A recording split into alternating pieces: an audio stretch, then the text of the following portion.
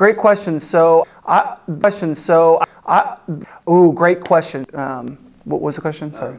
In the wrong sense of the word, yes. Jeez.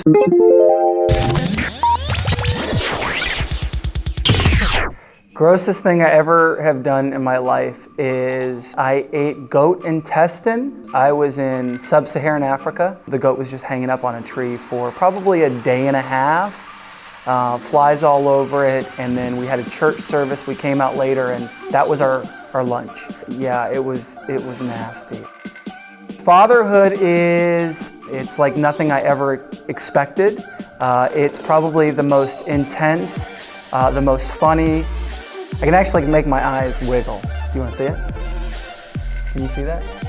I actually came to really know the Lord in a personal way in Kiln, Mississippi. In the back of a trailer, the Lord just totally overwhelmed me. I'd say that was probably my most amazing, surreal experience. And then next to that was obviously, meeting my wife and getting to know her, marry her, and then the birth of my son. Obviously, I got to throw that one in there. Probably the most powerful way the Lord moved in my life. I was sitting in a car in North Carolina, really praying, God, do you really have this next season of my life in Sudan? And I'm praying and I'm doubting, and the Lord just overcame me with a peace that surpasses all understanding and brought me to a place in the Bible that I wasn't looking for. It was John 20, verse 21.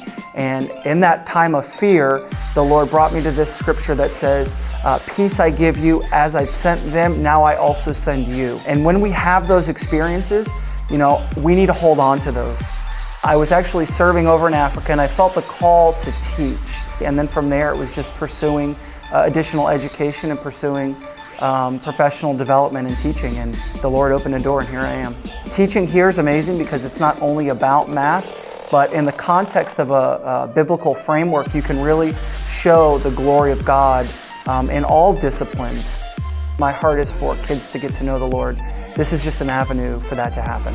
So one thing we all look at is, what are we gifted in? What has the Lord really gifted us in? And it's something we encourage all of our students to do, is really seek what the Lord has gifted them with. And as I began to pursue that gifting, administration just kind of flowed naturally from where I think the Lord's kind of bent me to be. The one thing I'd like to tell every student at CCA is that you're safe, you're loved, and you're encouraged to be who you are.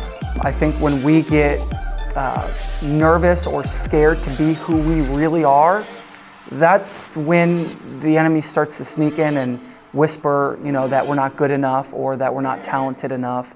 I'd love for every student at CCA to feel the freedom to be who God made them to be.